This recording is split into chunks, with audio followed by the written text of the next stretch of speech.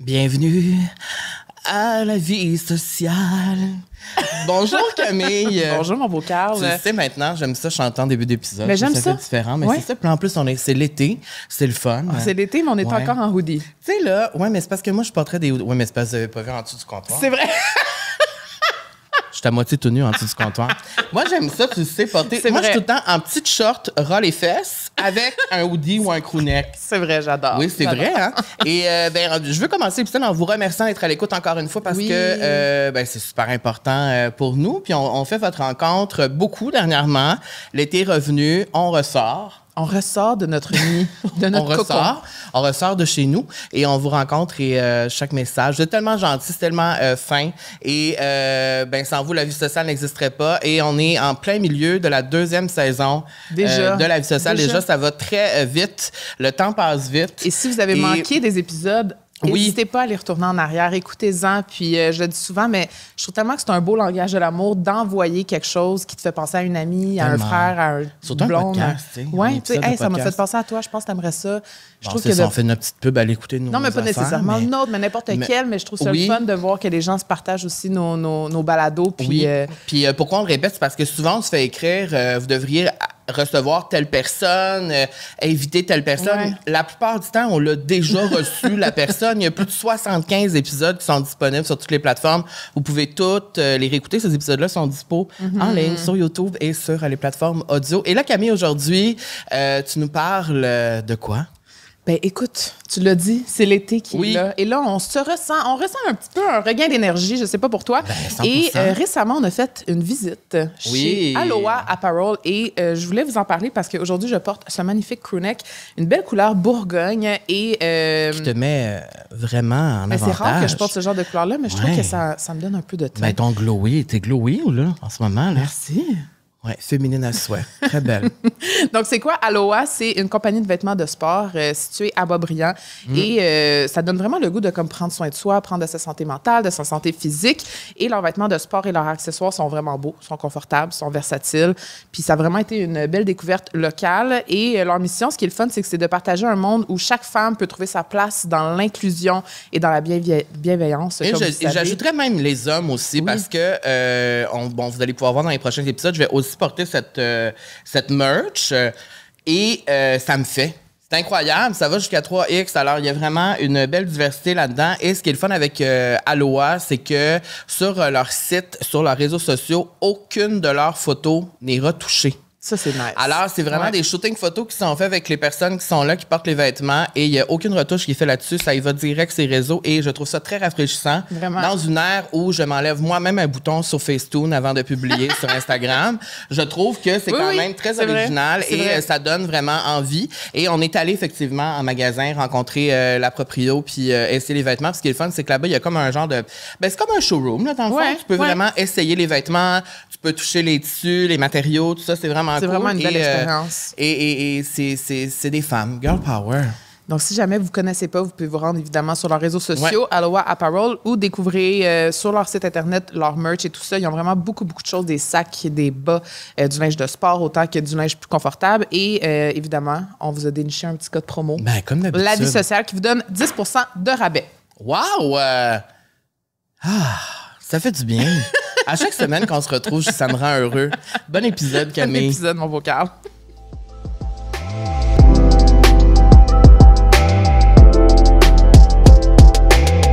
Aujourd'hui, c'est un épisode qui est assez spécial pour moi parce que c'est quelqu'un que j'ai pas revu depuis 15 ans. Hein? Ça fait-tu 15 ans que vous n'êtes pas revus? Geneviève Tardif, bienvenue à la vie sociale. Salut. Ben oui, ça fait 15 ans. À mon moment le plus glorieux.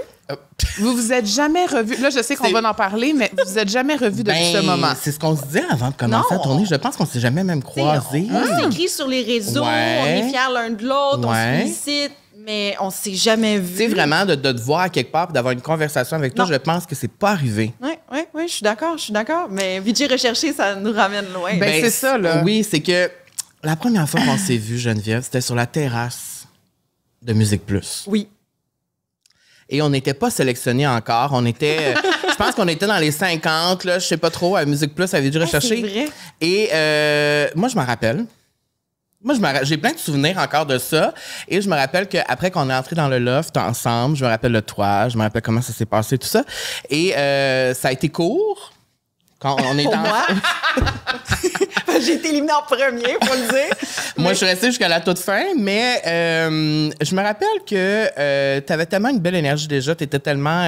moi, je me rappelle que tu riais beaucoup. C'est vrai. C'était contagieux et tout ça. Puis, moi, j'avais plus l'air bête après. Donc, ça aurait été le fun que tu restes plus longtemps. Oh, c'est gentil. Merci. Ça aurait été le fun à... C'est là que j'ai réalisé que, pour moi, le milieu culturel des arts, c'était pas nécessairement ma passion. Okay, là, mais j'ai vraiment aimé être en équipe, être avec les gens. Mais j'ai fait, oh, OK. C'était mon rêve. Toi, c'était de faire de la télé, ton rêve. C'était vraiment d'être dans les communications, de faire des entrevues, mais c'est là aussi où j'ai fait une croix. Là. J'ai fait, OK, c'est vraiment le sport qui m'intéresse, que je connais tout du sport, mais je connaissais pas tout du milieu culturel. Fait que dans le fond, déjà là, tu étais déjà passionné de sport là? Oui. OK. Je savais pas ça. Ça part de loin. Là, OK. Mais... Fait que dans le fond, à l'époque, c'était pas comme... t'étais pas passionné de Beyoncé comme moi, là? Non, pas tant. T'étais plus passionné de sport déjà? Exact. OK. Exact. J'aurais pu faire une entrevue avec n'importe qui, Marie-Philippe Poulain ou peu importe. T'aurais su. Mais Simple Plan, c'était plus difficile à l'époque. Oui, parce que, regarde, on va y aller dans l'anecdote. Regarde, on va y aller. Dans le fond, la première épreuve... Ben quoi, on en a jamais reparlé. C'est vrai. La première épreuve, OK, Gênant. Ben c'est gênant parce que moi, je savais pas son nom non plus. Je savais c'était qui. Oui. Bon, alors, qu'est-ce qui s'est passé? C'est que la première épreuve à Vidéo Recherché, c'est qu'il nous amenait dans une salle d'entrevue, random, OK? Oui. Première affaire qu'on fait, on arrive là, OK? Moi, j'ai jamais fait de télé avant. Toi, non plus. Non plus. OK, c'est ça. Non plus. On arrive dans une salle et là, il y a un chanteur de Simple Plan qui est assis là, mais on nous dit pas c'est qui. Puis on nous dit, parfait, tu rentres là, tu fais une entrevue de 10 minutes. C'est pas un chanteur aussi, c'est un des membres. Regarde, tu vois. Non, je pense encore qu'il chante à l'heure actuelle. Moi, je savais pas, puis là, je pose plein de questions. Fait que quand t'es rentré là, puis toi, t'avais aucune idée c'était qui. Aucune idée, puis dans le feu de l'action, on dirait des caméras qui te filment. Ça aurait juste dû être, hey, tu sais quoi? En ce moment, là, j'ai un blanc. Tu peux-tu m'aider? Tu sais, juste d'être honnête, ça aurait été tellement payant. Parce que c'est ça dans la vie, tu sais. La télé, tu peux pas cacher que tu connais pas quelqu'un. Mais moi, j'ai fait en sorte, tu sais, je faisais comme, je vais essayer de deviner c'est qui. En ondes. Tu sais, à la place juste de dire, c'est qui? Ben, Jeff Stinko. Bon, bravo. Salut, Jeff Stinko. Quelle honte. Non, mais j'y ai parlé après. Hein. Moi, mais oui, mais tu en même temps. Ah, tu y as reparlé? Mais oui. Moi, je suis rentrée dans la salle et je savais c'était qui. Je savais c'était qui, mais je savais pas son prénom. Alors, je me rappelle que tout le long, je faisais une entrevue, puis là, j'étais comme, alors, au sein du groupe, comment ça se passe et tout ça. Puis, je savais que c'était pas bon non plus. J'étais comme, mais au moins, je savais que c'était quelqu'un qui faisait de la musique, tu sais. Et bon, alors voilà, donc c'est ça qui a fait que tu t'es fait éliminer. Exact. Oh. Mais look at her today! Ben, je trouve ça beau. C'est beau de voir que malgré quand tu perds en première place, quasiment un show comme ça, ben finalement, tu te retrouves les manches. Mais on est beaucoup. On est beaucoup de ce groupe. Cette cuvée a vraiment... brille encore. C'est vrai. Tu sais, que ça soit Tatiana, Nicolas Ouellette, Fred Bastien, Tara. En tout cas, tu sais, on est beaucoup dans le domaine des communications, des médias. Oui. Ouais. On est resté, puis je pense que back in the day, moi, quand ça a commencé, tout ça, j'étais comme, je sais pas si je vais rester, là, je trouvais ça tellement intense et tout ça, mais j'ai quand même réussi à faire ma place aussi. Et quand je regarde ton parcours, moi, j'ai toujours été très, très inspirée par toi. Alors, je suis vraiment content que tu sois là aujourd'hui. Pour être bien honnête, là, ça fait longtemps qu'on veut te recevoir ici, puis ça avait pas marché la dernière fois, puis là, t'es là pour une bonne raison. Oui, parce que là, parle. Parce que là, ça n'a pas de bon sens. Mais là, vas-y. Premièrement, ici, à la vie sociale, on fait une petite description parce que, tu sais, c'est pas tout le monde qui connaît tous les invités qu'on a. Donc, ici, on a animatrice, chroniqueuse, journaliste. Là, on a écrit féministe. Est-ce qu'on peut te considérer un peu féministe? Oui. Parfait. Yes. Maman. Oui. Geneviève Tardif, qui est avec nous. Et ici, bien évidemment, on voulait parler aussi de ton rôle de maman, mais malgré, dans tous ces titres-là, c'est lequel ton préféré? Je dirais que, présentement, il y a comme un beau mélange entre animatrice et maman. Ouais. C'est comme un beau mélange des deux. Puis le titre, c'est Geneviève Tardif. On dirait que j'ai pas de titre. C'est comme un mélange de tout ça qui, moi, me définit. Parce que là, tu vas être chef d'antenne aux Jeux olympiques de Paris. Incroyable. Hey, moi, j'ai envie d'applaudir. Parce que honnêtement, c'est hot. Vraiment, et je reviens de Paris. Et là, j'ai vu tous les... Tu sais, il y a des préparatifs. Oui, c'était comment? Ben, il y a beaucoup de monde et on sent déjà une effervescence. Tu sais, on le sent, là. On le sent, c'est omniprésent partout. Et je pensais à toi là-bas, puis j'étais comme, hey, c'est fou que ça va être une expérience qui va transformer ta vie, là. Est-ce que tu aurais pu imaginer, même professionnellement, un jour, arriver à faire ça? Parce que là, tu es la plus jeune. Oui, c'est la plus jeune chef d'antenne à vie pour Radio-Canada. Oui, ça s'est jamais vu. On a juste 3 ans de différence. Fait que c'est comme si nous, on pouvait faire ça. J'ai 36 ans. Oui, j'ai 36 ans, mais tu sais, dans ma vie, je me voyais là, mais beaucoup plus tard. Okay. C'est quand j'ai vu Marie-Josée Turcotte aux Jeux olympiques de Tokyo, j'étais à côté d'elle, puis je me disais, OK, c'est ça que je veux faire dans la vie. Ah ouais, hein? Je veux faire comme elle. Puis, j'ai pris un café avec elle, mais je pensais pas que... Ça allait se passer aussi. 4 ans plus tard, me voici. Je pensais pas ça. Je me disais, je vais tout faire pour arriver là. Peut-être un jour, je vais pouvoir y arriver, mais tu sais... Je veux dire, d'être chef d'antenne au Jeux de Paris, pour moi, j'en ai encore des frissons. Oui, moi vous me aussi, dites ça, je me dis, je vais être sur place. OK. Fait que dans le fond, tu vas aller habiter là-bas. Oui, pendant 1 mois. Pendant 1 mois, je vais être sur place. On va arriver, évidemment, avant les Jeux olympiques, faire des préparations, des générales, là, comme un spectacle. Puis, on organise les endroits, on cherche là, les meilleures entrevues, les meilleurs endroits, parce que je vais être à chaque jour à un endroit différent à Paris. Oui, c'est ça, pour vous présenter. Fait que c'est pas à un endroit, c'est pas en studio non plus, c'est sur le terrain. Là. Ça va être sur le terrain pour vous présenter des endroits différents, les infrastructures des Jeux olympiques, la vie parisienne, pour vous faire vivre les Jeux olympiques là, chaque jour. T'es-tu stressée? Oui. Oui, mais... Mettons sur 10? 12. OK. 12 sur 10. Mais tu sais, c'est un gros stress. Mais tu sais, j'ai parlé justement à Marie-Josée Turcotte, qui est ma modèle, ma mentor. Elle me dit, Geneviève, si t'étais pas stressée, là, on aurait un problème. Ouais. Moi, j'ai toujours été stressée dans ma vie. Stress. Exact. Parce que là, je veux me préparer au maximum. Tu sais, je veux pas que ça m'arrive genre de Jeff Stinko, là, de budget recherché au jeu. Tu veux pas ça, OK? Donc, moi, je veux tout savoir sur les athlètes, sur leur famille, sur les sports. C'est ça ton rôle vraiment, exact. Là. Ouais. Oui. Alors, tu vas rencontrer autant les athlètes, autant... C'est à qui tu vas parler là-bas? Ça peut être... N'importe qui, là, qui a rapport dans l'organisation. Ça dépend.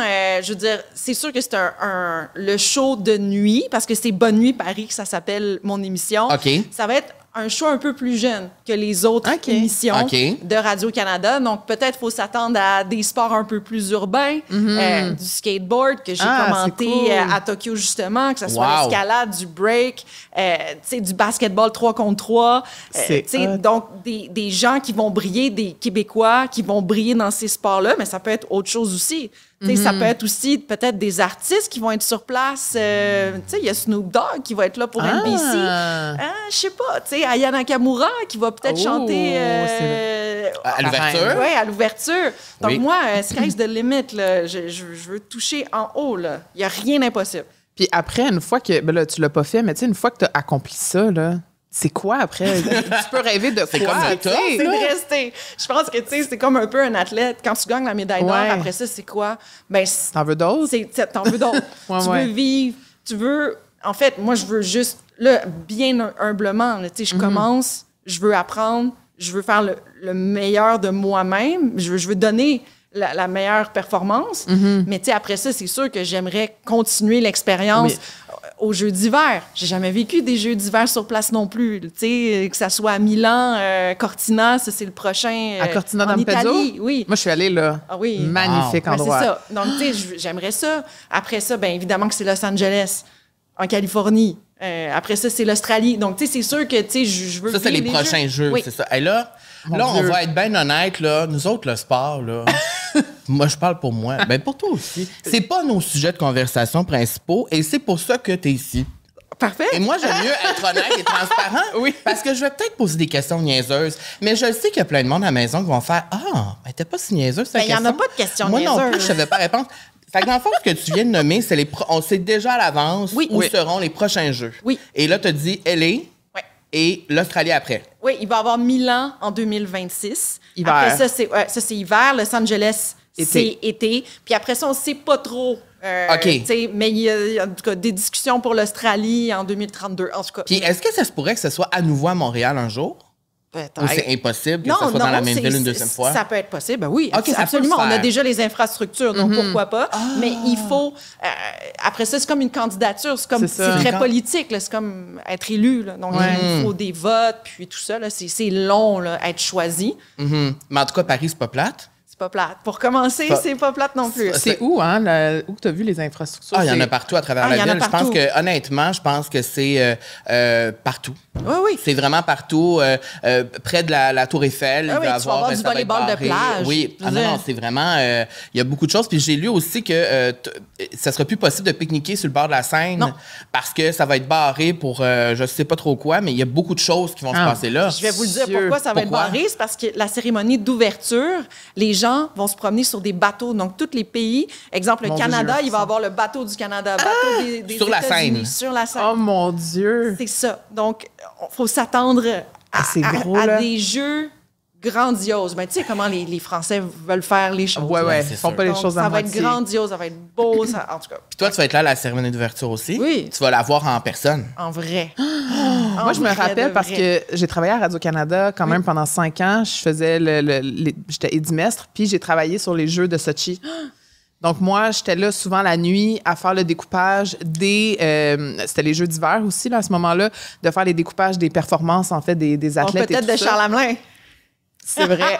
Mais moi, je me rappelle vraiment d'un moment où c'était les 3 sœurs du Four-la-Pointe qui avaient descendu, justement. Je pense qu'il y en avait 2 qui avaient gagné sur 3 le podium.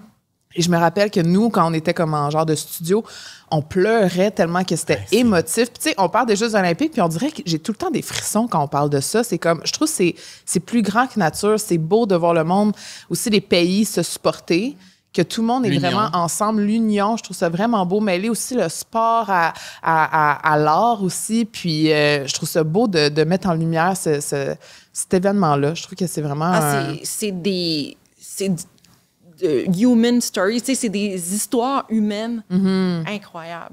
De comment le dépassement de soi. Oui, du dépassement de soi, de comment tu te rends là-bas. Des gens aussi, tu sais, qui les supportent, qui les aident depuis le tout début. Tu sais, puis, tu sais, je l'ai vécu aussi avec Charles. Avec Charles, tu sais, de ces derniers Jeux olympiques. Donc, tu sais, je peux me mettre à la place de ces gens-là qui vont être sur place à encourager leurs chums blondes, leurs enfants, tu sais, puis voir tous les sacrifices qu'ils ont dû faire. Toi, c'est ça qui est le fun, c'est que tu as vu l'envers de la médaille aussi. Fait que tu vas avoir full de compassion aussi, puis d'empathie envers les gens qui le vivent en ce moment, tu sais. Exact. Tu sais, je suis quelqu'un qui aime rire aussi, mais qui est très sensible, donc je pense que ça peut apporter beaucoup à l'émission. Ouais.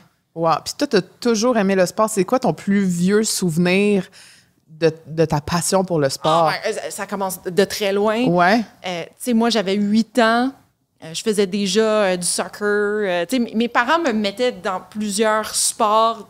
Pour essayer. Depuis que je suis toute jeune, okay. Ma mère, tu sais, c'est une sportive, aussi très féministe, tu sais, qu'elle invitait mes professeurs au primaire, là, on parlait de la place des femmes. J'avais 8 ans, puis déjà, mes professeurs étaient chez moi, puis j'étais comme, Maman, pourquoi t'as invité? Oh, on parle des femmes, tu sais, puis j'étais comme, OK. Wow. Moi, j'allais à des manifestations, cool. Ma mère était conseillère en relations de travail, elle aidait les travailleurs, mais surtout les conditions pour les femmes, dans le travail.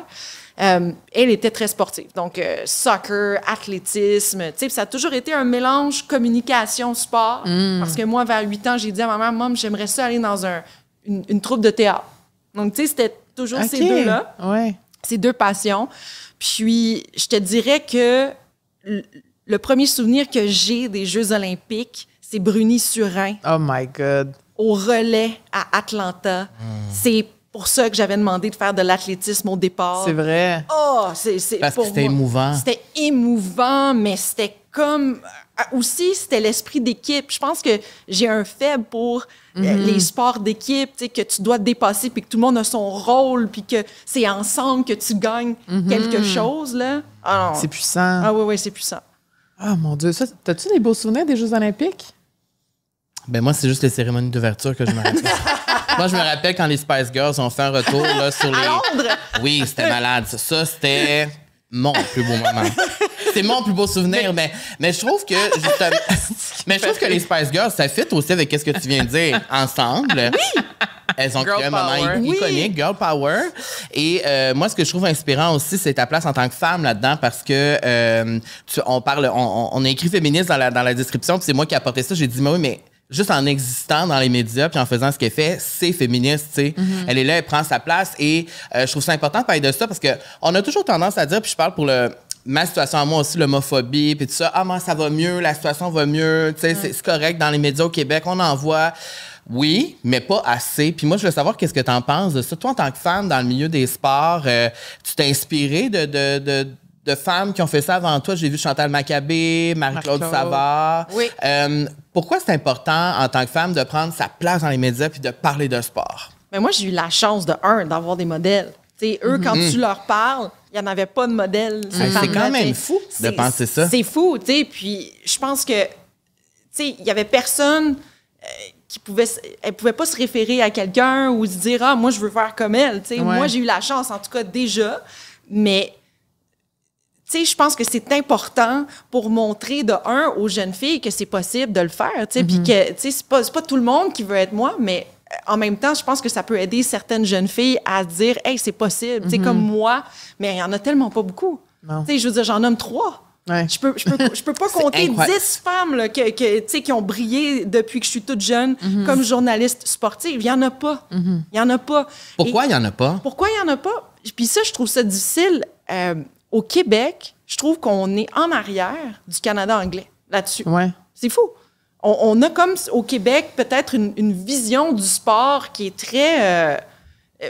monsieur, mon oncle, je trouve encore aujourd'hui que le Canadien, tu sais, il faut parler du hockey, puis qu'il y a une manière unique de parler du hockey. Puis ça commence à changer, mais je trouve que c'est difficile de briser cette vision-là qu'on a. Puis, tu sais, je trouve que c'est important aussi d'avoir différentes personnes, pas juste des femmes, mais une diversité. Aussi, parce qu'on parle pas de sport pareil. C'est vrai. Puis, on n'a pas la même vision. On parle pas de sport pareil. Puis ce que moi, je dis va intéresser certaines personnes et va peut-être faire en sorte que ces gens-là vont vouloir parler de sport plus tard. Ben moi, c'est niaiseux, mais moi, toutes les fois que je me suis intéressée au sport dans les médias ici au Québec, c'était exemple comme Claude Savard en parlait. Bon. Et je suis très honnête. Ben, je pense que c'est peut-être quand une femme en parle, ça me rejoint plus, moi, personnellement. Donc, quelqu'un qui n'aime pas nécessairement le sport comme moi, je voyais différentes dimensions à ce que ça pouvait être. Puis ça apportait un autre niveau parce que j'ai l'impression qu'on en parle d'une seule façon.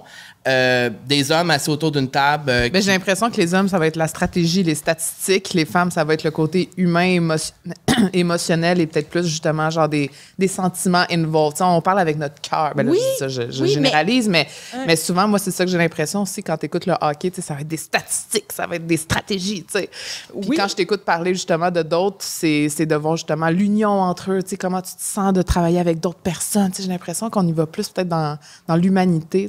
Mais tu vois, Sportif Point Final, exemple, le balado que je fais à Radio-Canada pour parler des femmes dans le sport, je suis avec Roselyne Filion. Puis Roselyne et moi, on parle pas du sport pareil. Okay. On est deux femmes. Ah ouais? T'sais? Donc, elle a plus la vision de l'athlète. Est peut-être un peu plus cérébrale que moi qui est plus dans l'émotion, justement, dans le côté humain. Puis ça fait en sorte qu'on peut ressortir différents sujets, mais c'est important pour moi, cette diversité-là dans le monde du sport. Puis je trouve qu'au Québec, il n'y en a pas assez. Ça commence. Comme tu le dis, c'est beau, là. Oui, on a des avancées. Mais c'est le début. Puis quand tu parles du Canada anglais, parce qu'au Canada anglais, il y a plus de femmes? Oui. OK. Aux États-Unis aussi, il y a beaucoup plus de femmes, beaucoup plus de femmes aux États-Unis. En Europe aussi, j'imagine. En Europe, et elles ont des rôles importants. C'est pas juste la fille à côté là, qu'on veut mettre aux réseaux sociaux. Là, c'est pas ça qu'on veut. C'est des femmes à l'animation, des chefs d'antenne. Au milieu de la table. Au milieu de la table. Puis, je comprends pas pourquoi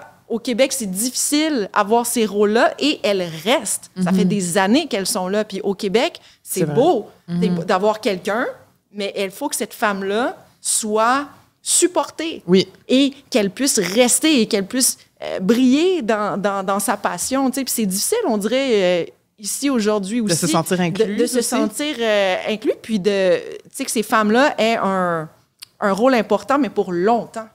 C'est beau de dire, la première femme, mais ça serait le fun qu'elle reste là. Ouais. Qu'est-ce qu'il faudrait faire en tant que... Est-ce que le téléspectateur a un rôle à jouer là-dedans ou pas du tout? Ben, je pense que comme au hockey féminin, là, comme en ce moment, là, les amateurs ont un gros rôle à jouer. Là. Il faut acheter des billets, il faut regarder les émissions, il faut de l'engouement présentement, puis il y en a de l'engouement. Puis c'est la même chose qu'il faut avoir pour les femmes dans le milieu du sport. Il faut écouter leurs émissions, puis après ça, ben, je pense que c'est évident qu'on va donner plus de confiance, mais c'est aussi plus d'ouverture aussi, je pense, de la part des patrons et des gens qui décident de leur faire confiance, mais des épauler aussi pour qu'elles puissent s'épanouir dans leur job. Est-ce que... J'ai plusieurs questions. Vas-y. Tu vois?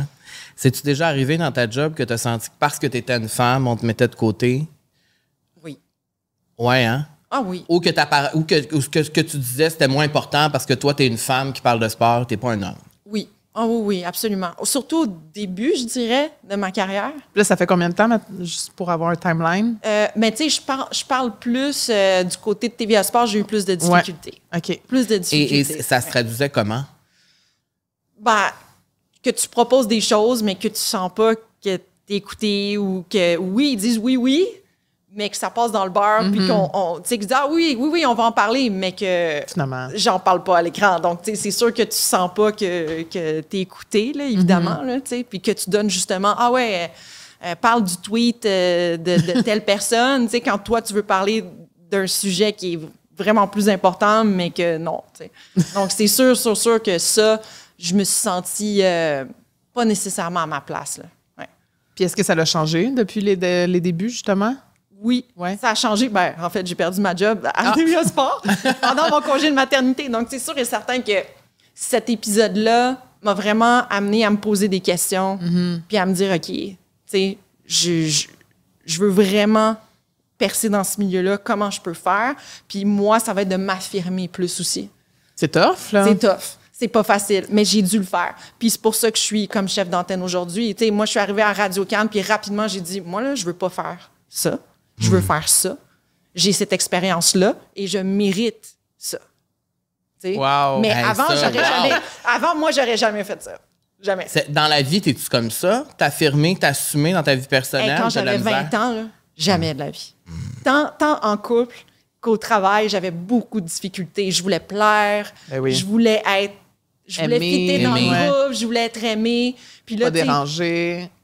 Puis tu sais, j'ai tellement eu des problèmes tant en couple avec mes anciens chums, que ça soit à la job, on dirait que c'était un tout, là, tu sais. Je pense que de s'affirmer puis de se respecter, j'ai beaucoup grandi là-dedans, mais il a fallu que j'apprenne à la dure, là, tu sais. J'ai pas, après être comme ça, tu sais, j'ai perdu des emplois, j'ai été remerciée, tu sais, j'ai vécu des déceptions. Des déceptions, tu sais, puis à un moment donné, je me suis dit, OK, comment je peux faire pour...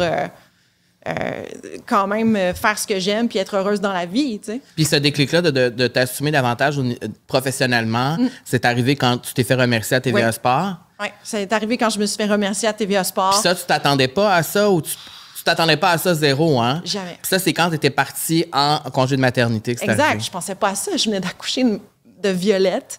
Je me préparais à revenir. Pour moi, j'avais toujours un plan de revenir. C'était combien de temps, ce congé-là, normalement? Ben là, c'était pendant la pandémie. Donc, tu sais, c'est sûr qu'on savait pas trop ce qui allait se passer. Okay. Mais, tu sais, moi, c'était 1 an. Je prenais 1 an de congé de maternité. Je voulais profiter de ce premier congé-là. Puis, quand j'ai eu l'appel, il va y avoir une restructuration. Si vous avez un appel, ça veut dire que demain, bye-bye. Puis, quand j'ai eu l'appel...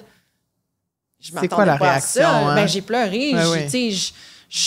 Je trouvais ça froid. Je trouvais que, mon Dieu... Tu prends personnel aussi? Ben, en fait, je l'ai pas pris personnel, mais je me suis dit, OK, toutes les fois où je leur ai demandé de faire des projets puis que ça n'a pas fonctionné, que j'ai pas été entendue, là, vous savez quoi? Je vais faire un balado par moi-même chez nous, dans mon sous-sol, puis je vais dire tout ce que ça me tente de dire sur... tu sais, parler, ça s'appelait « Elle brille », là, pour faire briller les femmes dans le milieu du sport. Puis, je me suis dit, toutes les idées, là, tout ce que je veux faire, là, ben, je vais le réaliser. Puis, j'ai pas besoin d'attendre après quelqu'un. Je vais le faire. Fait que ça a été ça le déclic. Ça a été comme ça. Là, je suis tannée de comme... Parce que moi, je l'ai vécu aussi souvent, de dépendre des autres pour faire vraiment ce que tu aimes. C'est pour ça qu'on est là ici. C'est pour ça qu'on est là ici en ce moment aujourd'hui, tu sais, au sens où, à un moment donné, toujours te faire dire non, non, non, ou pas comme ça, pas comme ça. Ben, j'ai envie d'être juste moi-même. C'est ça. J'ai envie d'être juste moi-même. Puis le fait d'être maman aussi, on dirait que. Mais peut-être que j'avais l'amour inconditionnel aussi de ma fille. Que je me suis dit, tu sais, même pour qui je suis. Ouais. Ça a-tu redéfini ta vie d'avoir ton premier enfant, ta première fille? Ça m'a donné plus de confiance. Ah ouais, hein? Ah ouais. Tu t'attendais-tu à ça, que ça ferait ça? Non. On dirait que tout, c'était un tout. Tu sais, on était pendant l'ouragan de la pandémie.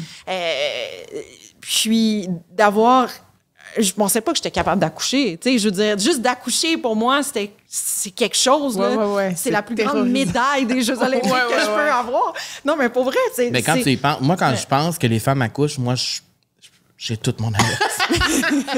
Je peux pas croire. C'est ça. Fait que tu pouvais pas croire... Mais tu sais, quand tu vois ton corps changer, tout ça, ça doit faire peur un peu de dire hey, ça va tout sortir de moi. Ouais. Donc, tu sais, juste... T'as réussi. Merci. Ouais. Puis, donc, ouais. Te rappelles-tu quand ils t'ont appelé pour dire que tu allais avoir la job les Jeux olympiques? Oui. Comment ça s'est passé? Est-ce que tu as dû faire une audition? Comment ça s'est passé? Puis comment tu as su? C'est drôle parce que j'étais encore en congé de maternité. OK, de ton deuxième. Ludivine. Tout se passe quand tu es en congé de maternité. Oui, je devrais peut-être en avoir un troisième. Ouais, c'est ça. Non, on va commencer par deux. Mais j'étais en congé de maternité et... on m'a demandé de venir prendre un café à Radio-Canada, puis la patronne, Chantal Léveillé, c'est ça son nom. Puis, elle m'a dit, Geneviève, j'ai quelque chose à te dire. J'étais comme, OK. Mon Dieu. Puis moi, je disais à Charles, elle va peut-être me parler des Jeux, mais juste de travailler pour les Jeux, là, je veux dire, peut-être juste d'être sur place, je sais pas. C'est très... Elle a dit, Geneviève, tu vas avoir ton show. Là, je dis, pardon? Fait que tu l'as su face à face, là. C'était pas un appel. Là, j'étais comme, tu me niaises, là? Tu me niaises. Elle a dit, non, là, tu vas avoir ton show à Paris. Non. Fait que là, je dis, prends ma main. Là, c'est vrai, là. C'est vrai. Tu sais, on était dans le cafétéria, il y avait plein de monde. Là, surtout là-bas, tout le temps, il y a plein de monde. Je m'en vais à Paris, quoi. Je comprenais pas trop, là. Je dis, pour vrai, là? Je dis, oui. Tu sais, là, OK, ben merci, tu sais. Je repars chez nous, j'appelle Charles, mon chum, je fais comme, Charles, je m'en vais à Paris. C'est quoi ta réaction première, justement? C'est tu te dis, oh mon Dieu, là, mon chum va être avec les enfants tout seul, faut que je parte. C'était de pleurer. Pensez à toi, là. Là, je pense à ça, puis ça me remet dedans, là. C'était juste de pleurer de joie. D'avoir réussi. Puis Charles pleurait avec moi au téléphone. Là, il dit, chérie, t'as réussi. Tu sais. Excuse-moi. Mais tu sais, il était aussi fier que moi de ce moment-là. Puis je pense que ça nous définit beaucoup comme couple aussi parce qu'on est autant fiers l'un de l'autre. J'ai jamais pensé à, oh my God, il va garder des enfants parce que ça fait juste partie de nos vies, ça. Tu sais, pour n'importe quel projet. Non, tu vas me faire pleurer. Ben oui, c'est donc bien beau, votre histoire d'amour. Mais c'est vrai que c'est comme ça que ça se passe. Non, mais c'est beau de voir quelqu'un qui réalise un de ses plus grands rêves puis de se faire supporter là-dedans par son partenaire. C'est beau. Je pense que c'est la plus belle chose. C'est tellement humain. C'est tellement humain. Puis je sais à quel point ce milieu-là est harsh, puis à quel point le milieu des médias, c'est tellement difficile de réussir quelque chose de gros comme ça. Sur le moment, quand tu viens de l'apprendre, tu veux juste te faire supporter puis te faire valider dans ça. Puis... il n'y a pas quelqu'un, je pense, Charles, il a tellement vécu des grandes réalisations dans sa vie que, lui, juste de son côté, il comprend tout ce que j'ai fait, puis les sacrifices, les émotions, pour se rendre à quelque chose, à quelque part comme ça, d'important pour moi, puis il le voit, il sait comment je travaille fort. Donc, non, c'est une équipe. C'est beau, ça. Puis justement, parlons-en de Charles. Il est parti, lui, à Big Brother. Oui. Non, ta affaire. Oui, c'est ça. Il est parti pas loin de 3 mois. 3 mois, 12 semaines. 12 semaines. Ouais. Fait que c'est toi qui étais seule à la maison, sans avoir quasiment aucun contact avec lui. À peine, j'imagine, peut-être des petites vidéos par-ci par-là. Les 2 fois où il a été patron, là, j'ai pu lui parler. OK, c'est ça. Fait que comment ça s'est passé, justement, ce 3 mois-là de distance, de comme monoparentalité, un petit peu? Mais tu sais, je pensais que j'allais être habituée, justement, parce que quand il est allé au jeu, il est quand même parti 1 mois. OK, c'est ça. Fait que tu l'avais déjà vécu un peu. J'ai déjà vécu ça. Puis, tu sais, il partait en compétition, en Coupe du Monde. J'étais habituée, là, tu sais. Mais le fait de ne pas lui parler, ça, c'est une autre game, c'était là. déstabilisant. Ça, c'est une autre affaire. Je perdais une partie de moi-même, là, tu sais, une partie de mon équipe, là, tu sais. Puis, il n'y a personne d'autre qui peut remplacer Charles. Ben non. Tu sais, même si ma meilleure amie est à la maison, je l'adore, Anne-André, OK? C'est pas la même chose. Mais moi, tu sais, je voulais Charles avec moi, tu sais, et c'est difficile aussi de suivre Big Brother à la télé, qui est 3 jours en retard, dans le fond, ce qu'on voit, et de voir des fois des émotions, des chicanes, quelque chose qui se passe, puis là, t'as juste envie de dire, Charles, est-ce que ça va? Est-ce que t'es correct? Tu sais, on t'encourage. Puis là, je pouvais pas. Tu sais? Donc, ça, pour moi, c'était... Puis, tu sais, même de dire, Ludivine, elle a quand même vécu... Ludivine, c'est notre plus petite fille, tu sais, puis elle a vécu ses 1 an, son anniversaire d'1 an. Charles était à Big Brother. Oui, c'est ça. Donc, juste de dire, Charles, ta fille, elle a soufflé ses bougies aujourd'hui. Il y a ça qui est arrivé. Tu sais, juste des petits trucs du quotidien que là, tu sais, j'avais besoin de lui pour ces choses-là. Mm-hmm. Mais, tu sais, quand même, on est passé à travers. Ben oui. Ça s'est bien passé. T'en sors-tu plus grandi, justement? Grandi, oui. Ouais. Grandi, oui. Plus, j'imagine, ça doit te donner confiance aussi de dire que je suis capable tout seul aussi. 2 enfants. Hein. Oui, c'est ça. En bas âge, là. Tu sais, quand Charles est allé aux Jeux olympiques, j'avais Violette, j'avais une nounou avec moi qui pouvait m'aider. Là, j'avais Anne-André, ma meilleure amie, mais tu sais, 2 enfants, là, c'est pas la même chose que juste un bébé, là. C'est 2.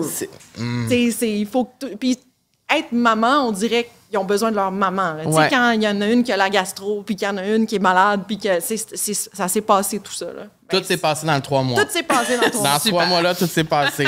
Ils ont besoin de moi. Mais tu sais, oui, je suis fière d'avoir réalisé ça, puis d'avoir travaillé pendant tout ce... T'as travaillé quand même. Je travaille le matin, là, à la radio, à 3h30, puis tu sais, la vie continue. Donc... Puis quand il est ressorti, tu te rappelles ça la première fois que vous êtes revus? Oui. C'était comment? Pour moi, c'était comme si je l'avais jamais... Ah ouais, hein? Tu sais, j'étais comme « Salut, mon amour! » Tu sais, c'est comme « Hey, je t'ai vu à la télé tous les jours. Je sais qu'est-ce qui se passe dans ta vie. » Quasiment lui, sûrement que ça doit être plus compliqué de se réadapter. Là. Ah oui, bien sûr, parce que lui, il est encore dans cette affaire-là. T'es pas là. T'es là, mais t'es pas là. Ouais. Puis, tu sais, il était tellement en fusion avec Danick Martineau, par exemple. Avec ils tout le se monde. parlent, tu sais. Puis là, c'est comme... Tu sais, ils ont vécu quelque chose d'unique. Ouais. Puis toi, t'es pas dans leur bulle, là. Tu sais, t'es comme... à l'extérieur de leur bulle, là, puis là, c'est donc même bizarre, tu sais, un peu, là. C'est ça que j'ai dit. J'ai dit, chérie, c'est weird. T'es weird. C'est sûr. Puis, tu sais, ça a pris un mois. On est allé en voyage au Mexique. Puis là, tu sais, ça a permis de déconnecter et de se reconnecter en famille. Oui, c'est important. On va y aller avec la question bonheur. Oui. Donc, question bonheur présentée par nul autre que Matelas Bonheur. Et là, on est en pleine période de déménagement. Et pour les gens qui sont en période de déménagement, ben c'est le moment idéal pour changer votre matelas parce que souvent, tu sais, on a un vieux matelas, ça fait 10 ans qu'on a une base de lit qui est tout croche, qui est défoncée. Ben, c'était ton cas? C'était mon cas. J'ai changé de lit la semaine passée. Ouais. Pas de matelas, mais de base. De base. Je suis tellement contente parce que, oui, effectivement, mon matelas était un petit peu... Tu sais, dans le milieu, ça fait un petit creux, là. C'est quoi? Il y avait trop d'action sur ton lit? Qu'est-ce qui s'est passé? Il y avait une petite vis qui avait dévissé, là. On ne donnera pas trop de détails. Mais chez Matelas Bonheur, on vous offre une vaste gamme d'options pour tous les budgets. Des matelas en boîte, comme par exemple les Jump ou les Polysleep. Il y en a qui pensent que c'est juste du Matelas Bonheur, mais non, il y a plein d'autres marques aussi. Donc, c'est parfait pour des déménagements sans tracas. Là, ça vient dans une boîte. Oui, puis moi, c'est vraiment moins compliqué. Je confirme, moi, j'en ai eu des matelas en boîte, puis ça se passait très bien. C'est vraiment cool. Puis tu peux même pas croire que ça rentre dans une petite boîte de même quand tu le rouvres. Ça devient... c'est ça. Ouais. Donc, pour améliorer votre confort, allez chez Matelas Bonheur et on a même un code promo. Vous le savez, c'est la vie sociale. Donc, ma question bonheur pour toi, ma belle Geneviève. Vas-y. Qu'est-ce qui te rend le plus heureuse au quotidien? Oh, ben là, c'est de passer du temps avec mes filles. Ouais? Ah, ben oui. Là, ils ont quel âge, les deux? Quel âge les deux? Violette, elle a 4 ans. Violette, c'est ma petite boule d'énergie qui dit des choses tellement drôles à tous les jours. Tu sais, puis on s'amuse là, avec rien. On court, on fait le dragon alentour de la table, puis on essaye de l'attraper. Puis, tu sais, juste ça, avec la petite Ludivine, 1 an, qui essaye de rattraper sa sœur en arrière, puis qui marche un peu en momie, tu sais. Pour moi, là, tu sais, ça, c'est juste vraiment important. Tu sais, ces moments-là de rire et de pleurs avec mes enfants, puis de les voir grandir, là, c'est très, très important, puis ça fait du bien. Est-ce que tu as toujours voulu être mère? Oui, je pense que oui. Ben, en fait, je me pose la question parce que c'était pas quelque chose pour moi de prioritaire. Tu sais, je voulais toujours, moi, travailler, être fière de ma carrière, tu sais, puis après ça, quand j'ai commencé à être avec quelqu'un puis d'être bien avec quelqu'un, c'est là que je voulais créer et comme avoir un enfant puis d'avoir un enfant ensemble, tu sais. Mais c'était pas je veux être mère à tout prix. Ouais. Mais et puis d'ailleurs on déménage, hein. Là tu parles de Matelas Bovard. Oui, ben on a vu justement que vous vendez votre maison là. Oui. Pourquoi vous déménagez? Elle est belle votre maison? Je le sais. Merci. Mais Sainte-Julie, c'est là d'où vient Charles. Puis justement, c'est une question de famille. C'est là qu'elle est la maison. C'est là où on a acheté une maison. OK, c'est ça, c'est là que vous Oui, en allez. on a acheté une maison, mais tu sais, c'est un projet de vie. Là. Il y a des petits coques en papier peint là, dans la maison. Puis on s'est dit, on veut transformer la maison, on veut la mettre à notre goût. Wow. Puis il y a une belle cour en arrière. Tu sais, on voyait notre famille là, mais c'est surtout aussi que le frère à Charles habite à 3 rues avec les cousins, cousines. Ouais. C'est important, on s'est dit, OK, on veut que les enfants puissent grandir avec les cousins à côté, la garderie, qui peuvent marcher. Pour nous autres, c'était ça. Puis déjà que, vous allez rire, mais Violette a fait du patin déjà de vitesse. Évidemment. À Sainte-Julie. Puis l'aréna de Sainte-Julie s'appelle l'aréna Hamelin. Donc, c'est iconique. Non, je me suis dit, ben là, on va déménager. C'était moi qui n'étais pas prête à aller à Sainte-Julie. C'est moi qui ne voulais pas y aller. Non, parce que tu viens de Montréal. Oui, puis je viens de Laval. Mais, tu sais, déjà. Mais c'est tough, là, la rive. Puis là, après ça, Saint-Lambert, je dis, OK, c'est correct. C'est à côté, mais. Sainte-Julie, je dis, wow, là. Même ma mère, aujourd'hui, elle se demande s'il y a des calèches à Sainte-Julie. Ouais, je dis, maman. Je dis, maman, tu dis n'importe quoi, là. Comme, c'est Sainte-Julie, là. C'est pas. C'est pas non plus à 6 heures de Montréal, mais c'est juste que je comprends que Sainte-Julie. Les gens de Sainte-Julie vont regarder de la Rive-Sud. J'adore la Rive-Sud maintenant. Puis c'est ça, tu sais. c'est ça. Mais j'ai dû. Il y a eu une période d'adaptation, puis de faire, c'est donc bien beau, Sainte-Julie. Mais pourquoi tu ne l'as pas y aller, mettons? C'était quoi la raison principale? Trop loin? Trop loin. Trop petit? Trop loin, mais c'est niaiseux parce que c'est pas si loin que ça. Puis j'étais boquée, là. C'est ça. Oui, puis j'ai l'impression aussi que, tu sais, quand tu as été élevé sur la rive nord ou quelqu'un sur la rive sud, c'est difficile de faire le switch aussi parce que je faisais des crises d'anxiété juste à visiter des maisons à Mont-Saint-Hilaire, Sainte-Julie. Puis là, après ça, je me sens bien, là. Je vais là prendre un café. C'est la campagne, quasiment, Sainte-Julie? Mais c'est pas des terres. C'est Mont-Saint-Bruno qui est à côté. Okay. C'est plein air. C'est super beau comme ville, tu sais. Mais j'ai dû... Ouais, je me suis adaptée, puis j'ai jugé. Je m'excuse. Ben, tu sais, j'habitais à Saint-Hyacinthe quand j'étudiais en théâtre pendant 2 ans, puis c'est proche de Sainte-Julie. Puis, même aujourd'hui, quand je réfléchis que j'ai habité à Saint-Hyacinthe, pour moi, c'est tellement loin de Montréal, mais c'est juste 1 heure, dans le fond. C'est ça. Je dis, c'est comme Laval, là. C'est un peu... En tout cas, c'est la même chose. C'est ça. Tu sais, les gens qui disent, ouais, mais là, Saint-Hyacinthe, la ville des fermiers, des agriculteurs. Mais c'est juste à 1 heure, c'est pas si correct, tu sais. Donc, voilà la raison. Donc, voilà la raison. Et là, vous déménagez, puis pour transformer... Dans le fond, c'est comme... pour votre vie à long terme. Oui, c'est ça. C'est un projet de vie. Là, c'est vraiment notre maison. On veut se poser là, puis on veut élever nos enfants là, puis on veut mettre ça à notre goût, puis être bien, puis on s'est... Tu sais, c'est ça. C'était vraiment un projet en commun qu'on avait, parce qu'on manque de projets. Oui, c'est ça. Puis, tu sais, là, vous êtes mariés, vous avez 2 enfants, vous allez déménager. Là, j'imagine que c'est l'homme de ta vie, là, tu sais, quand tu mets la bague au doigt. Quand est-ce que tu as su ou comment tu sais, tu sais, pour les gens qui sont en couple, là, puis qui se demandent, est-ce l'homme de ma vie, tu sais? Ou les gens qui le cherchent comme moi. Ben, c'est drôle parce que rapidement, quand j'ai eu ma première date avec Charles, je le savais. C'était quoi votre première date? C'était quoi votre première date? Notre première date, c'est drôle parce que moi, dans le fond, je venais de me séparer. Ça faisait comme 2 semaines. Mon Dieu, OK. Lui, non, je te dis, là, je m'attendais pas à avoir rencontré Charles, tu sais. Puis, je l'avais déjà vu dans une entrevue. OK. Puis, tu l'avais déjà interviewé? Oui, c'est ça, quelques mois avant. OK. Mais... Tu sais, je rentrais chez nous, puis je disais à mon chum de l'époque, « Oh my God, ce gars-là, il est trop cool, ça devrait être notre ami. On pourrait prendre des verres avec. » Bon, turns out que... Turns out. T'es allé prendre un verre tout seul avec. Oui, c'est ça. Mais tu sais, c'était pas dans ma tête, « Oh, ça va être mon mari, le père de mes enfants. » C'était pas ça. On s'est séparés. Puis après ça, quelques semaines plus tard, il m'écrit, il me DM sur Instagram. J'adore. Il y a slime dans tes DM. Slime dans mes DM pour me dire que mon chien était beau. Mon bulldog anglais, était là. Il dit « Ah, ton chien est beau. » Ben ça, c'est une tactique, là. Charles, on connaît tes tactiques. J'ai fait, mais voyons, il n'est pas avec, tu sais, Marianne. Je dis, c'est quoi cette histoire-là? Ah!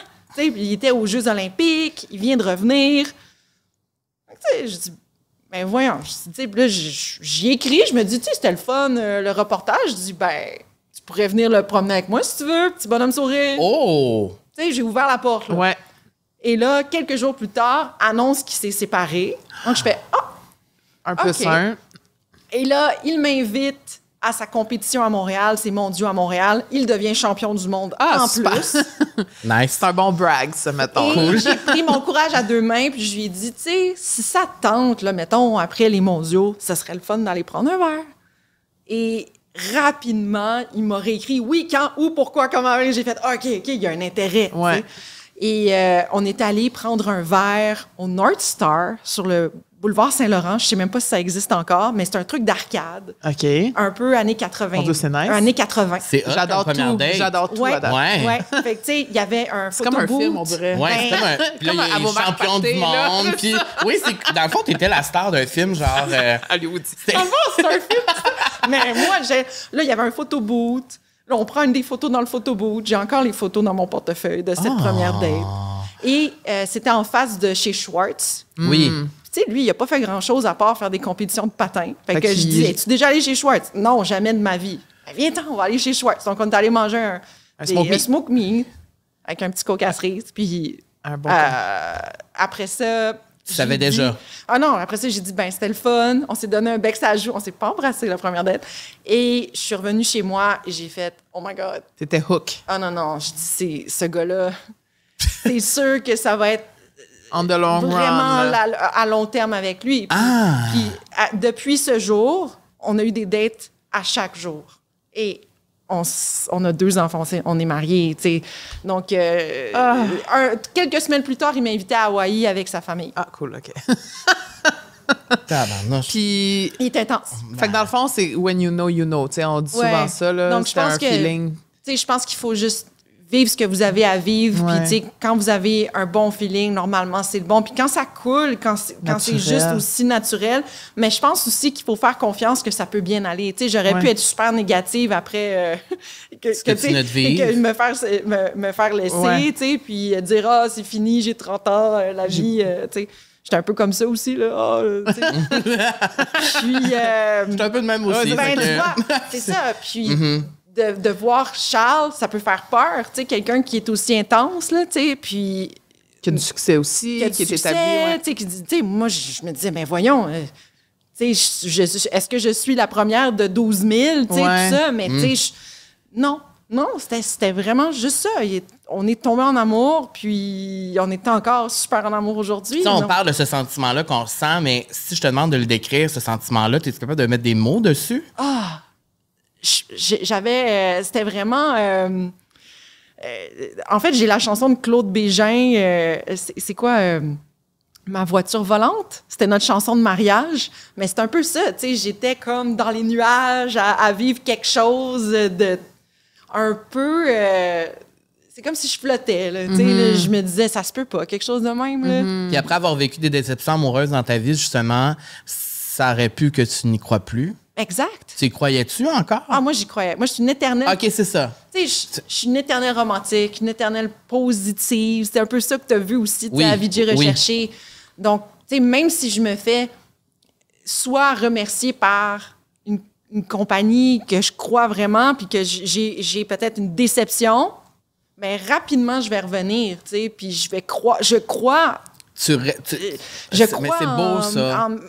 Que ça existe, tu sais, tant ta job de rêve que tant ton chum de rêve, que, tu sais, je pense vraiment que le meilleur va arriver pour la personne qui veut puis qui va travailler sur lui ou qui va travailler pour avoir sa job. Tu sais, c'est pas vrai que j'ai pas travaillé sur moi-même, tu sais, j'étais allée voir des psychologues, j'ai essayé de comprendre pourquoi, là, tu sais, j'ai essayé de plaire à tout prix comme ça.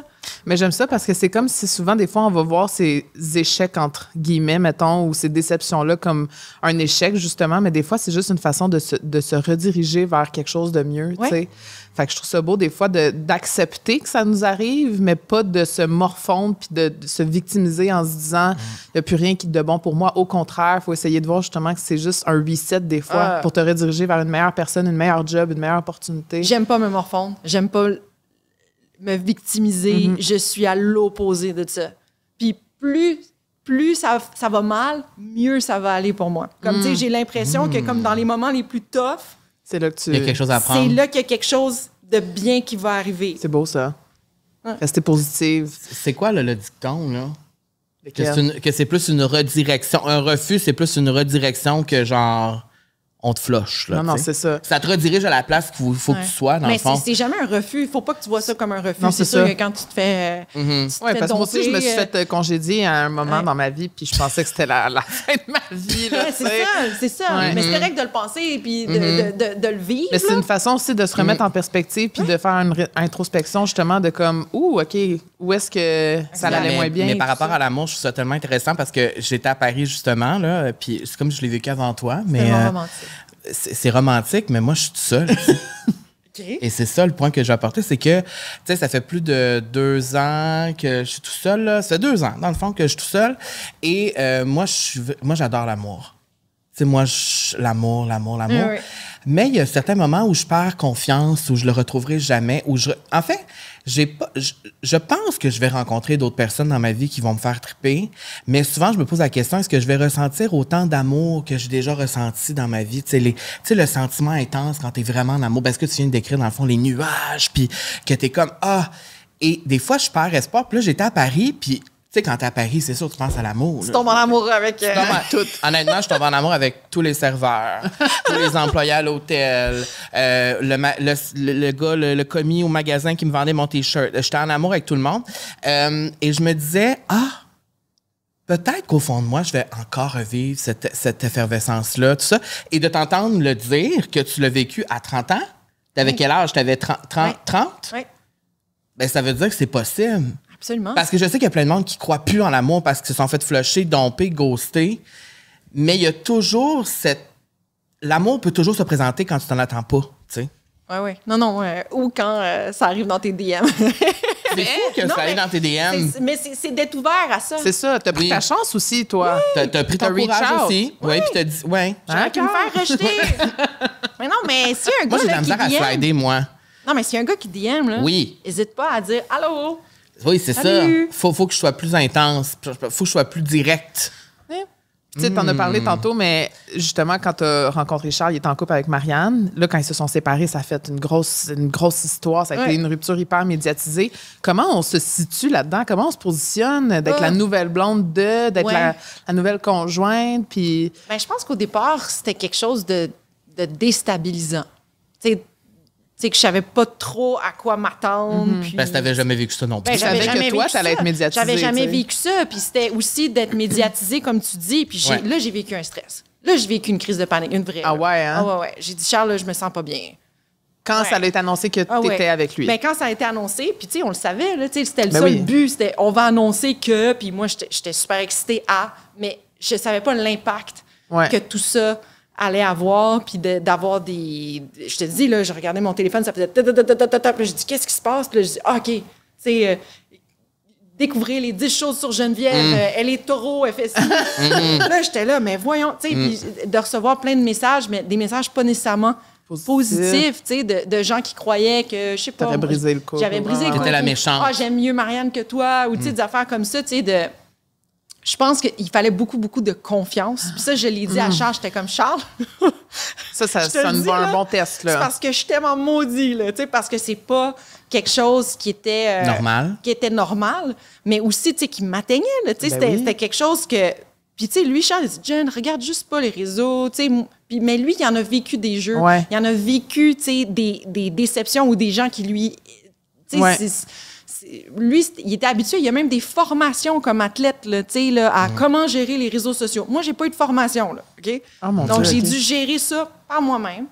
Puis, Mais en même temps, j'ai grandi là-dedans. Ça m'a fait une bonne carapace après ça pour exemple, la suite, ouais. être chef d'antenne au jeu ou n'importe quoi qui peut m'arriver, tu sais. Maintenant, là, ça me fait plus rien. Ah, c'est bon. Je regarde, mais tu sais, je m'en fous, là, mais c'est sûr que au départ, là, j'en ai pleuré des shots là, sur mon divan à dire « Bon, même pas », puis tu sais, tout ça. Mais après ça, j'ai compris. Ouais. Ah, j'aime ça. J'aime ça. C'est la vie. Je change de sujet, mais en fait, je retourne à la maternité parce que moi, j'ai noté ici, c'était une publication qui a fait beaucoup jaser puis que j'avais beaucoup aimé.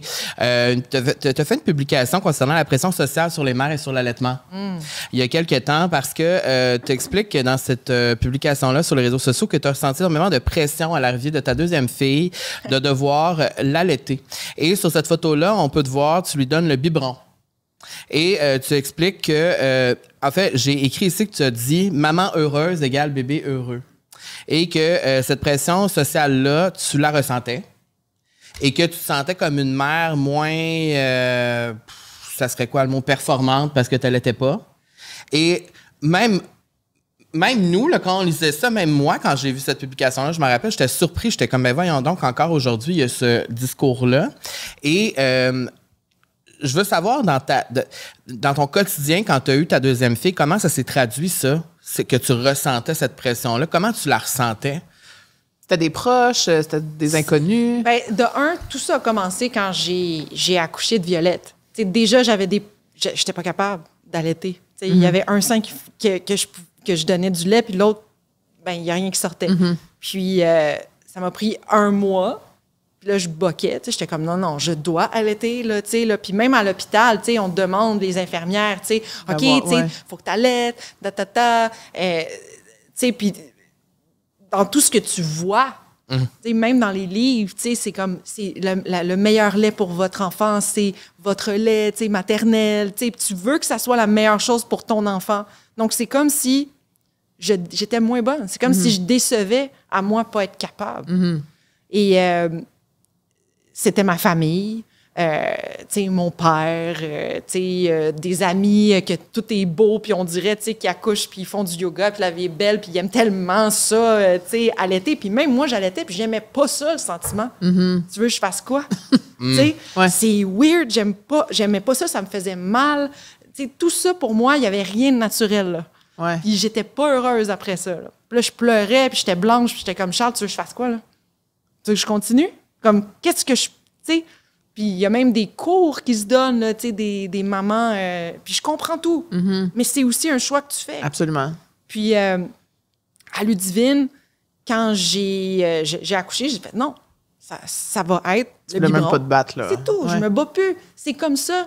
Puis j'ai décidé que ça allait être comme ça. C'est tout. Puis je pense que le moment que je l'ai accepté, moi... Oui, parce que ça doit être difficile aussi. Parce que c'est aussi de l'accepter. Puis j'étais gênée d'en parler, là, d'en parler à mes amis, d'en parler à ma famille, puis tu sais, dire « Ah oui, elle a la lettre, ça fait 8 mois, puis la vie est belle. » Puis moi, j'étais comme... Ben... Mais c'est fou, ça, quand même, d'être gênée de le dire à ses proches. Ah ouais, j'étais gênée. Et ça, je sais que c'est la réalité de plein de femmes, là. C'est pas juste toi, mais comme... Fait que ça montre à quel point, dans la société, il faut tellement allaiter quand oui, puis quand j'ai décidé de juste l'assumer, de l'accepter, puis j'ai fait un post sur les réseaux sociaux, puis j'ai... Les réactions. Wow! Ça a été quoi? Ça a-tu été mitigé? Ou jamais. Ça a explosé. Ça a explosé. Le monde était content que t'en parles. Complètement. Je dis, il y a tellement de mamans qui m'ont écrit en privé, qui ont écrit sur le post de dire, si tu savais, Geneviève, merci. Ben oui. Merci. Parce que j'ai eu les mêmes jugements, j'ai eu les mêmes messages que toi de ma famille, de mes amis. Tu sais, c'est tellement... Les mêmes émotions, les mêmes sentiments. Les mêmes aussi, émotions, les mêmes sentiments, tu sais. Puis je pense que c'est important aussi, tu sais, de montrer différents modèles, différentes manières. Il y a pas une bonne manière d'être maman, tu sais. C'est juste ta manière. Ouais. Puis il faut juste être heureuse dans ce que tu fais. Puis ce que tu vas faire va avoir un impact sur ton enfant. Donc pour moi, oui, si tu es heureuse dans tes choix, ton enfant va le ressentir puis il va être heureux. Absolument. C'est tout ce qui est important. C'est tout. Mais ça m'a pris du temps à... C'est tough de let go de ça, ouais. Ben, bravo. Bravo pour ça. Bravo de le dire aussi, parce que je suis sûre que ça a fait plaisir à plein de personnes de ne pas se sentir ça. Parce que, effectivement, habituellement, toutes les photos qu'on voit des mères avec leur bébé, tout le temps, allaiter au sein. Mais c'est beau. C'est super beau, c'est magnifique. Je dis pas que ça l'est pas. C'est ça. Je dis juste que c'est... C'est pas la réalité de tout. En fait, je dis que c'est rafraîchissant aussi de voir des photos où est-ce que c'est un biberon. Exact. Puis que c'est normalisé, puis que c'est bien correct aussi. C'est ça. Tu sais, je dis pas qu'un est meilleur que l'autre. Je dis juste que votre réalité, c'est la bonne pour vous. Oui, puis qu'effectivement, ça va pas nécessairement influencer non plus la connexion avec ton enfant, que tu le fasses ou pas, tu sais. Exact. C'est ça aussi que j'ai ressenti. Là. Oui, tu sais, tu donnes pas le biberon, tu donnes pas ton le sein. Ouais. OK, la connexion. Mais tu sais, il y a d'autres façons de connecter aussi. T'es une moins bonne mère, l'amour que tu donnes, tu sais. C'est fou à quel point tout le monde juge le corps des autres et ce qu'on devrait faire avec. J'avoue. Ça m'énerve. Ah, que ça m'énerve. On peut-tu, en 2024, arrêter de parler du corps des autres et se concentrer sur le nôtre? Merci. Ouais. Merci. Tabarnouche que le monde m'écoeure. OK, ben, je trouve ça super le fun parce que, puis aussi, j'en viens à ça, c'est que je trouve que sur ta plateforme, justement, sur les réseaux sociaux, tu es très active, tu montres beaucoup ta famille, tu montres beaucoup ton quotidien, tout ça. Et je trouve que, justement, des posts comme ça, c'est positif. Dans une marée de posts, il y a tellement de négatifs sur les réseaux sociaux que de voir ça normaliser aussi le quotidien d'une maman qui travaille, qui a une carrière, puis qui est capable de s'épanouir dans plein de milieux en même temps, je trouve que c'est le fun aussi. Parce qu'on a encore tous ces jugements-là aujourd'hui. Puis c'est fou parce que même elle le vit. Je veux dire, je suis entourée de femmes à tous les jours. Je le vis. Même moi, je le vis. Donc, je vois les femmes autour de moi vivre ça, tous ces jugements-là. Je trouve ça incroyable à quel point on pense qu'on est avancé, mais on l'est pas tant, tu sais. Pas tant. Tu sais, puis Charles, il peut partir 3 mois à Big Brother. Puis le monde va rien dire. Ils vont jamais dire quoi que ce soit. Mais moi, si j'avais fait ça, là, oubliez.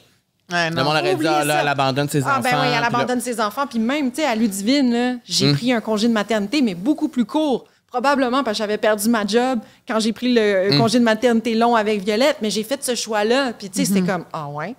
Mais, tu sais, va donc profiter de tes enfants. Tu sais, va donc profiter de ton congé, là. Puis, oui, comme si c'était des vacances aussi. Ouais, c'est ça. C'est vrai, je pars en vacances. Mais, tu sais, pourquoi? T'sais, moi, si je fais ce choix-là, c'est pourquoi c'est un moins bon choix. C'est un choix que tu fais pour toi, pour ton bonheur à toi. Pour mon bonheur à moi. Ben oui. Puis encore là, Charles n'en avait pas pris de congé avec Violette parce qu'il était un athlète. Puis là, il pouvait, lui, prendre un congé plus long puis en profiter. Tant mieux. Pourquoi pas? Tu sais, c'est justement, c'est un autre jugement, je trouve, qu'on a beaucoup. Mais oui, j'ai pris un congé plus court et il y a des gens qui m'ont dit, tu sais, hey, je pense que tu devrais prendre un congé plus long puis profiter, tu sais, ça va vite la vie, nanana. Hey, vous me laissez faire ce que je veux faire. Je peux-tu, moi, faire mes choix? Ouais, juste pas juger les choix des femmes et de personnes. Je ne regrette rien. Non, vraiment c'est ça. rien. Ben, tant mieux. Ouais. Et encore là, les femmes peuvent prendre le congé qu'elles veulent. Oui, j'encourage ce que vous voulez. Faites ce que vous voulez. Oui. J'encourage pas un congé court ou un congé long. Non. Ce que je fais, c'est juste ma réalité. feels right for you, là. Le temps passe vite en bonne compagnie. Vas-y. Là, moi, j'aime ça parce que j'ai des... moi, j'aime ça quote les gens. Ah. Alors, je te quote. Okay. Je te quote ici. Oui, je retourne en arrière parce que je trouvais ça super intéressant. Puis on pourra peut-être terminer avec ça parce que je trouve ça super inspirant. Mais tu as dit dans une entrevue avec le Reader's Digest. Oh! Ça, c'est le genre de magazine que ma mère... Oui, les petits, c'est ça, les petits... On avait ça quand j'étais jeune.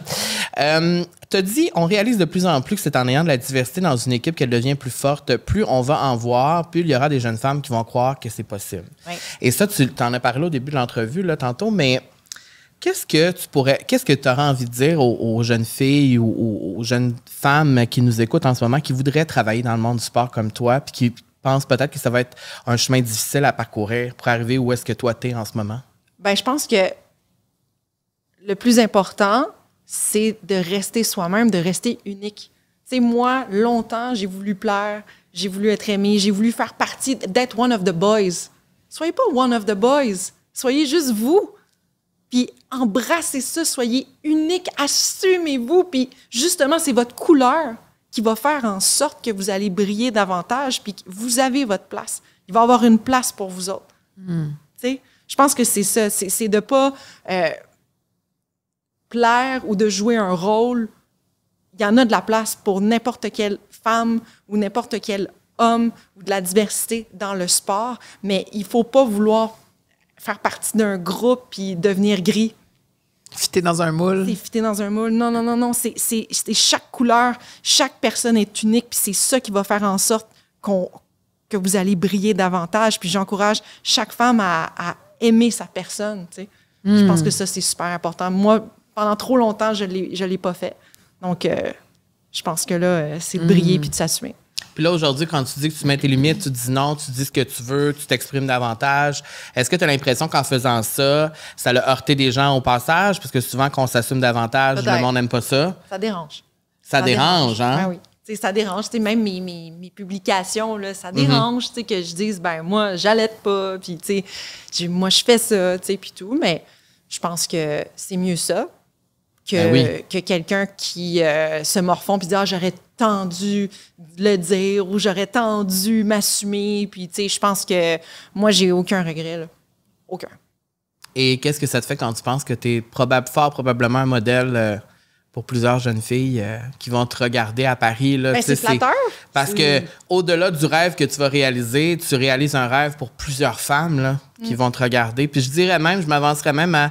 Tu réalises le rêve de plusieurs personnes qui font partie de la diversité, qui regardent ça et qui se disent « Hey, c'est possible, tu sais. » Tu sais, c'est possible. Parce que, tu sais, on parle qu'il n'y a pas de femmes dans les sports. Il y a encore moins d'hommes gays qui commentent le sport. Là, au sens où, tu sais, il y a encore tellement de chemin à faire que... C'est tabou. Ben, c'est super tabou. C'est super tabou. Alors, ça montre que ce que tu vas faire, tu vas peut-être éveiller des rêves chez plusieurs jeunes filles. C'est flatteur. Puis, tu sais, si je peux éveiller des rêves, ben, je pense que je vais avoir accompli quelque chose que moi, je voulais accomplir pour moi à la base, mais que si je peux ouvrir la voie à certaines, tant mieux. Parce que je pense aussi que j'ai un certain rôle je veux aider. Puis s'il y en a qui regardent notre balado ou qui peuvent m'écrire, puis ça arrive, là, peut-être une ou deux fois par semaine, j'ai des jeunes femmes souvent, mais ça peut être des hommes ou peu importe. Là, on m'écrit pour me dire « Hey, Jen, j'aimerais ça te rencontrer, j'aimerais ça prendre un café. » Puis je me suis fait, moi, en tout cas, le devoir de dire oui à toutes ces personnes-là, puis de les rencontrer, puis de les aider. Puis de redonner. De redonner. Je pense que c'est important, puis... parce que je pense que c'est en équipe que, ayez jamais peur là, d'écrire ou de demander à quelqu'un qui vous inspire. Là, je pense que c'est important. Ouais. Donc, c'est sûr que c'est le fun, mais c'est ça. Donc, si je peux aider d'une manière ou d'une autre, ça me fait plaisir. C'est inspirant tout ça, tu trouves? J'ai adoré. Pour vrai, j'ai adoré. C'est le fun. On avait toute la langue tout le long de l'épisode. Ben, j'ai fait broyer tout le long. Mais c'est parce que quand tu parles de Charles, c'est tellement sincère. Ben, je veux dire... T'as l'air vraiment d'amour pour vrai. C'est vrai. Ben, c'est ça. C'est pas faux. Mais c'est très beau. vrai. C'est beau. Ben, c'est ça. C'est comme si là, j'avais tellement vu les photos de mariage que là, je vois l'amour en vrai. Je le vois sur tes yeux. Alors, c'est ça que j'ai trouvé très beau, très inspirant. Donc là, on va pouvoir te suivre sur les réseaux sociaux. On va pouvoir t'écouter lors des Jeux olympiques de Paris cet été, du 26 juillet au 11 août à Ici Radio-Canada et Ici Tout TV. Donc là, ça va s'appeler Bonne Nuit Paris. C'est ça que tu as dit. Bonne Nuit Paris. Bonne Nuit Paris. Et tout de suite après les Jeux olympiques, je vais être chef d'antenne pour les Jeux paralympiques. Donc, encore plus de diversité, encore plus pour encourager le sport sous tous ses angles, toutes ses formes. Ouais. Tout un été qui s'enligne pour toi? Exact. Une véritable reine. Et je suggère également aux gens qui nous écoutent d'aller écouter ton balado Les Sportives à audio. Là, je ne sais pas si c'est vraiment ça le nom. C'est Les Sportives, point final ou c'est Les Sportives? Sportives, point final. Sportives, point final.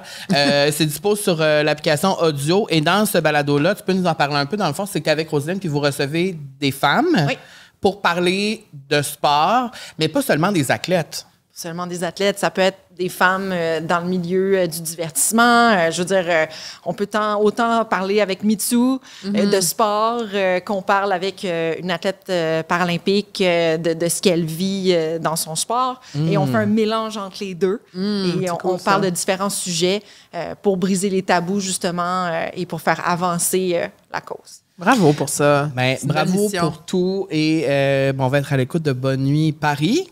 Bonne Nuit, c'est ça? Oui. J'ai hâte. J'aime ça, le nom. On dirait que c'est fancy un peu. Tu verrais un petit merch, là. Bonne Nuit Paris. Et je vais me faire la promesse, je te fais la promesse aujourd'hui que je vais te regarder. Et que même si mon intérêt pour le sport... Tu viens de faire augmenter mon intérêt, là. Merci. Aujourd'hui. Et je pense que ça fait partie de ta mission, mais je pense que je fais la promesse que je vais te regarder et tu m'impressionnes beaucoup. Je t'admire beaucoup. Puis 15 ans plus tard, vraiment, je suis fière de nous. Merci. Vraiment. Hey, imagine, je reconnaissais pas Jeff Stinko et me voilà. Et me voilà. Te voilà. Mais ça montre que tout est possible. Oui, vraiment. Oui. Puis là, moi, je veux que tu me fasses une promesse aussi. Oui. Que si quelqu'un te DM, tu vas lui répondre. Ah oui! Parfait, mes DM sont ouverts. Je te le promets. Merci, Jen. Merci, mon beau cœur. Merci, Camille. Un excellent épisode. Et je pense que ça fait du bien, des fois, une bonne dose d'inspiration comme ça. Un bon petit boost. Oui, alors vous pouvez nous partager sur les réseaux sociaux. Chaque partage est important.